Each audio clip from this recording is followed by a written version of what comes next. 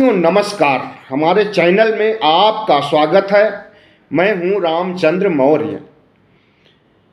2014 से अक्सर कहा जाता है कि लोकतंत्र खतरे में है, लोकतंत्र जर्जर हो रहा है, लोकतंत्र खोखला हो रहा है। तो इस पर सवाल उठता है कि लोकतंत्र खतरे में है, संविधान खतरे में है, तो सुप्रीम कोर्ट स्वतः संज्ञान क्यों नहीं लेता? लोकतंत्र को बचाने के लिए, संविधान को बचाने के लिए, इस देश के 140 करोड़ लोगों को बचाने के लिए सुप्रीम कोर्ट की स्थापना क्यों की गई है? संविधान की रक्षा के लिए, लोकतंत्र की रक्षा के लिए, धर्मनिरपेक्षता की रक्षा के लिए, संविधान की समीक्षा के लिए सुप्रीम कोर्ट की स्थापना की गई है। और यह लोकतंत्र का तीसरा बहुत बड़ा पिलर है, स्तंभ है, जिसके बिना देश नहीं चल सकता है। पहला स्तंभ व्यवस्थापिका, जो संसद है, कानून बनाता है, लोकसभा, राज्यसभा, राज्य स्तर पर विधानसभा, विधान परिषद। और दूसरा स्तंभ है कार्यपालिका, मंत्रिमंडल, जिसमें प्रधानमंत्री खुद आते हैं। तीसरा स्तंभ है न्यायपालिका, जिसमें सुप्रीम कोर्ट से लेकर के लोअर कोर्ट तक आता है। और चौथा स्तंभ है मीडिया। मीडिया तो गोदी मीडिया बन गया है, किसी से छुपा नहीं रह गया है। लेकिन अब सवाल सुप्रीम कोर्ट की साख पर, न्याय प्रणाली की साख पर भी खतरा मंडरा रहा है।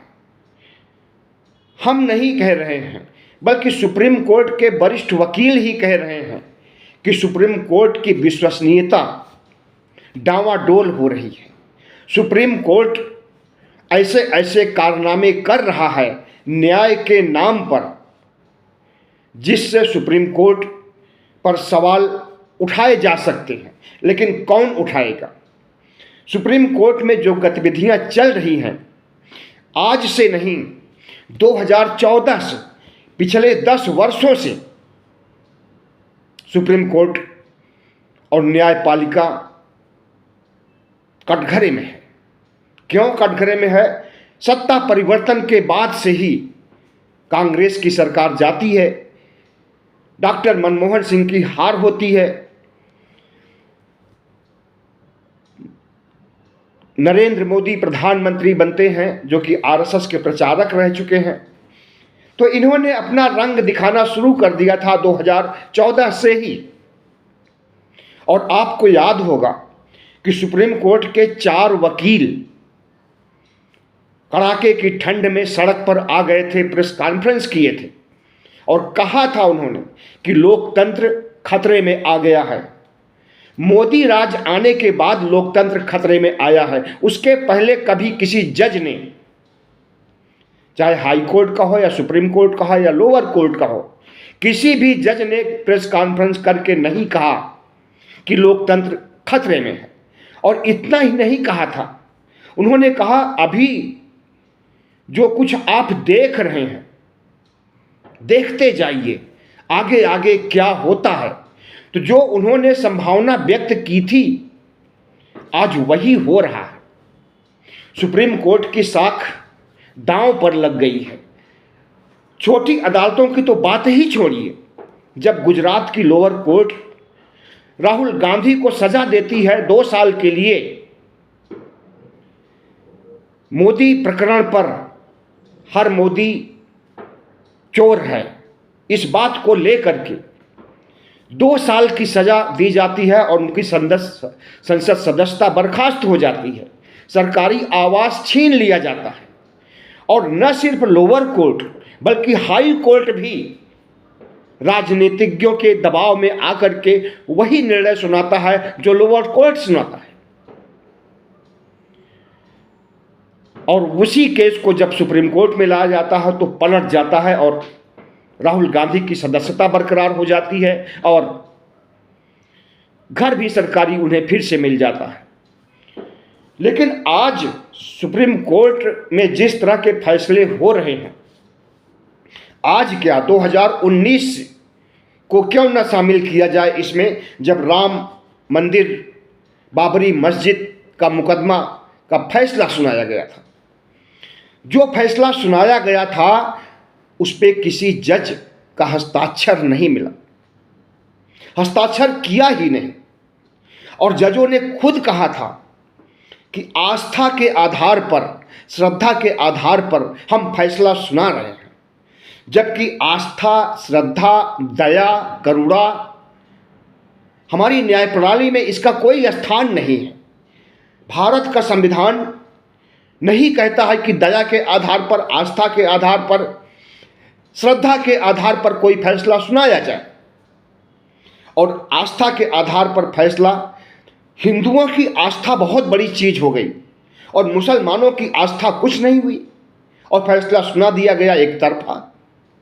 जिस जगह वो जिद कर रहे थे कि यहीं पर श्री राम पैदा हुए हैं, कोई देख रहे थे, कोई गवाह उस समय के हैं कि श्री राम वहां पैदा हुए थे, और उसको हड़प लिया गैर कानूनी ढंग से। गैर कानूनी तो नहीं कहेंगे, लेकिन अन्यायिक ढंग से जरूर कहा जाएगा। गलत फैसले के आधार पर हड़पा गया और मंदिर को बनाया गया।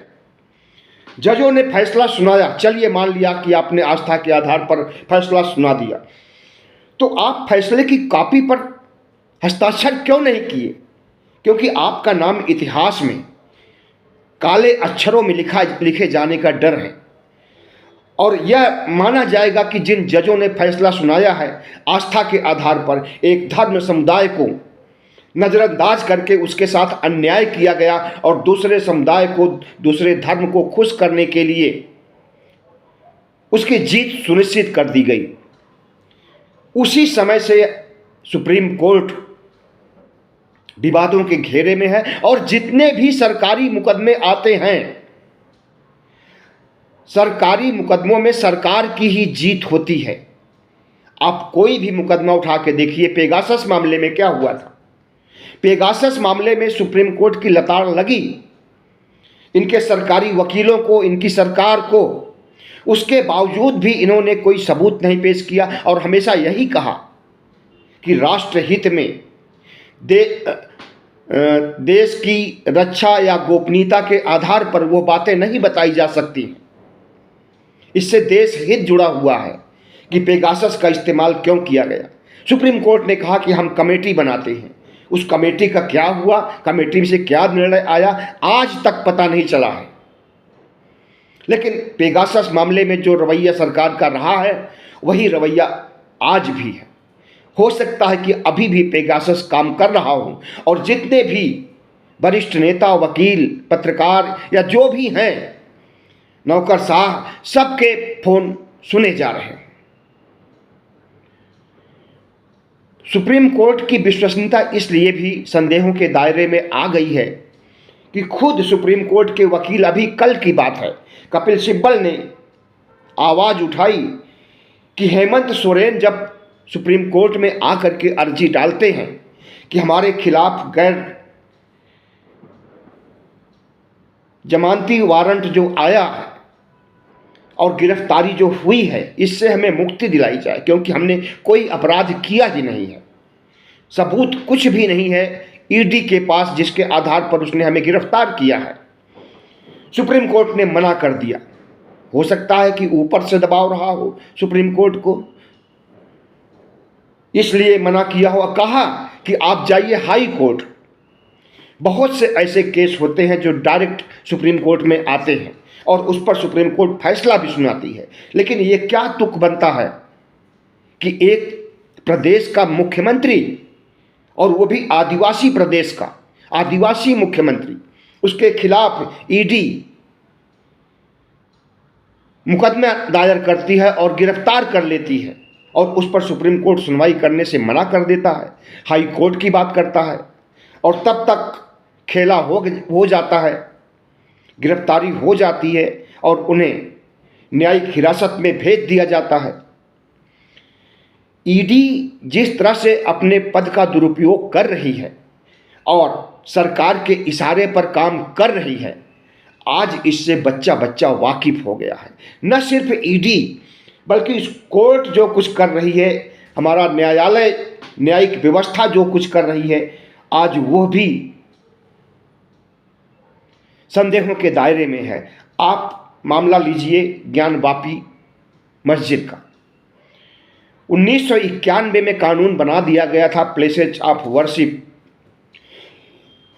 कि 1947 के पहले जिन पुरावशेषों, जिन मंदिरों या मस्जिदों की जो स्थिति थी उसी स्थिति में रहेंगे। मंदिर हो या मस्जिद, गुरुद्वारे हो या बिहार हो, सब 1947 की पहले की स्थिति में रहेंगे। लेकिन हो क्या रहा है, ज्ञानवापी का सर्वे कराया जा रहा है और सर्वे के लिए सुप्रीम कोर्ट ने आज्ञा दे दिया, फैसला सुना दिया कि आप सर्वे करिए। जब ज्ञानवापी मस्जिद का सर्वे कराया जा रहा है, इसी तरह से बाबरी मस्जिद का भी सर्वे हुआ था, इसी तरह से मथुरा की ईदगाही मस्जिद के सर्वे की भी बात चल रही है, मुकदमा चल रहा है और सर्वे शुरू हो गया है। तो इस पर सुप्रीम कोर्ट रोक क्यों नहीं लगाती है कि एक जगह बाबरी मस्जिद का विध्वंस करके राम मंदिर बना लिया, लेकिन जो 1991 का कानून है उसके तहत और किसी भी मस्जिद या मंदिर को नहीं ढहाया जा सकता है। तो क्यों नहीं सुप्रीम कोर्ट लगाती लोअर कोर्ट के ऊपर कि ऐसे फैसले क्यों दे रहे हो, सर्वे कराने का क्या तुक बनता है। और सर्वे के बाद जब मिलेगा कि वहां पर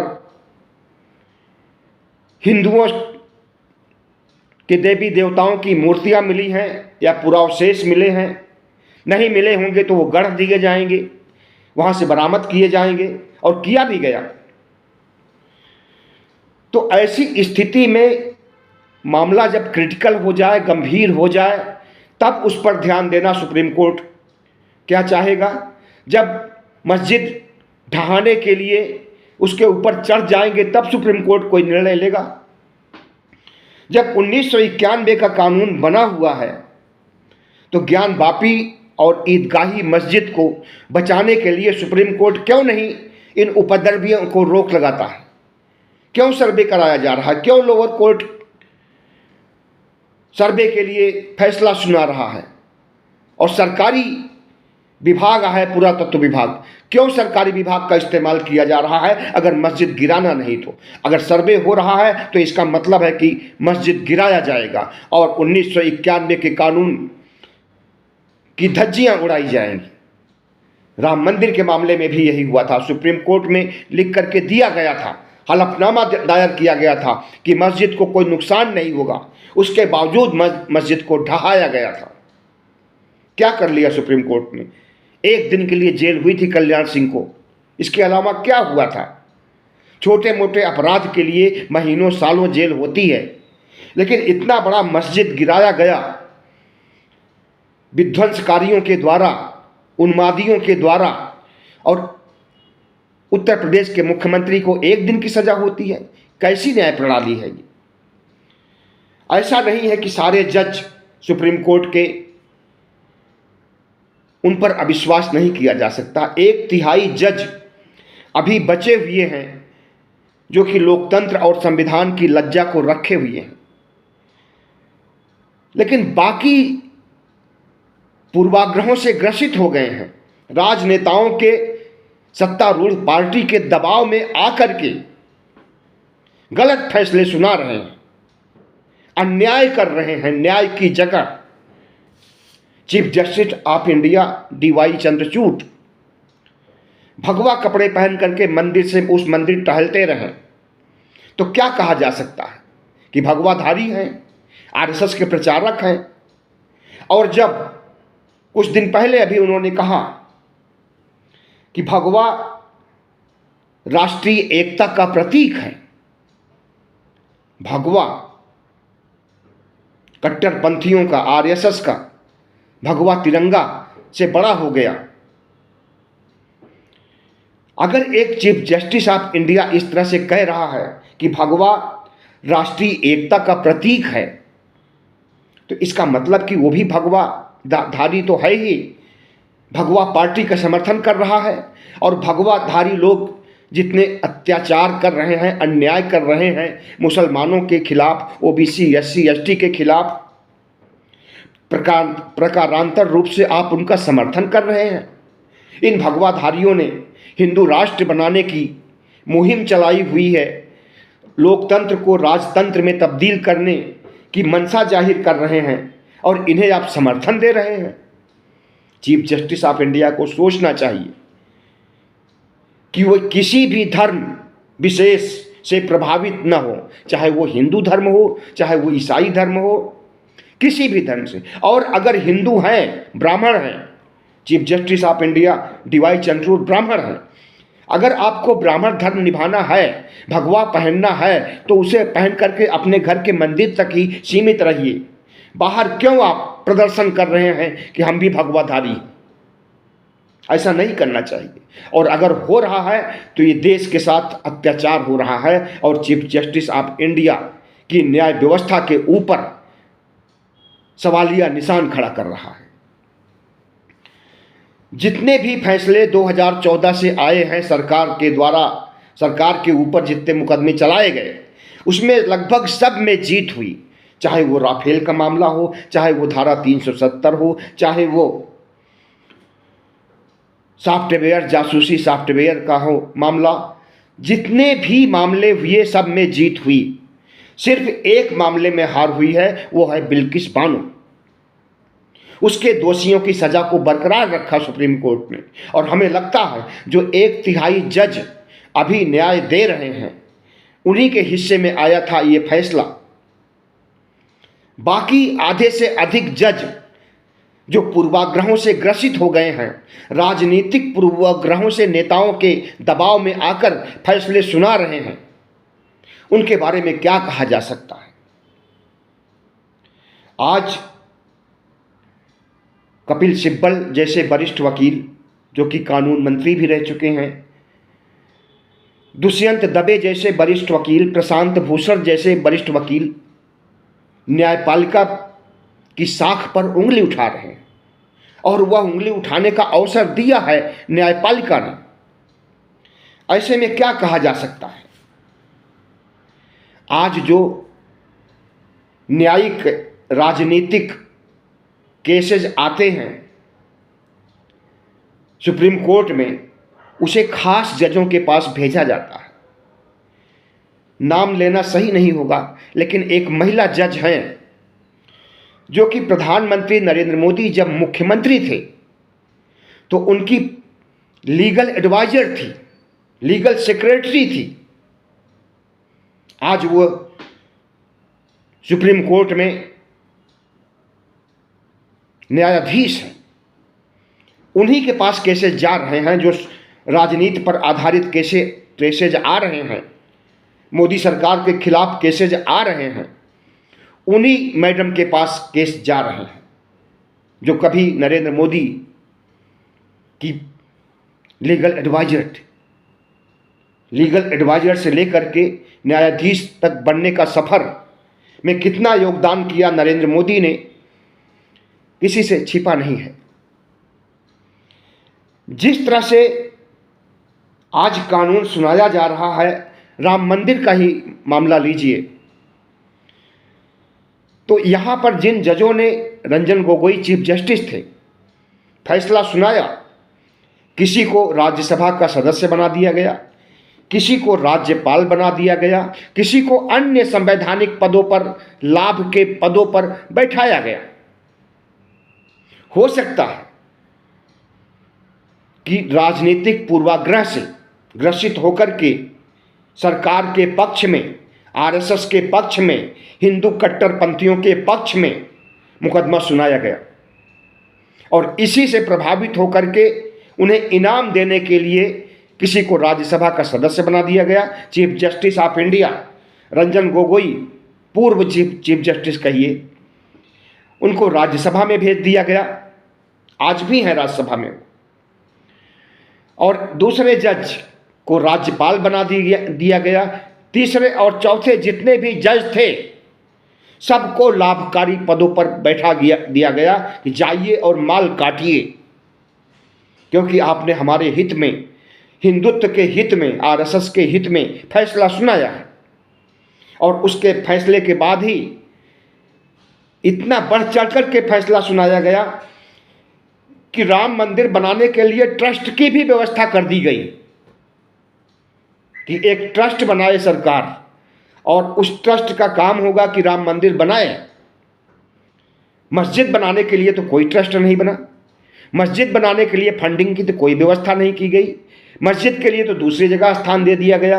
अगर न्याय करना होता तो वो सच्चा न्याय माना जाता कि अगर बंटवारा करना है तो आधा राम जन्मभूमि मंदिर परिसर मुसलमानों को दिया जाए और आधा हिंदुओं को दिया जाए, तब ये लोकतांत्रिक फैसला होता, संवैधानिक ढंग से फैसला माना जाता। लेकिन एक को 20 किलोमीटर दूर खदेड़ दिया।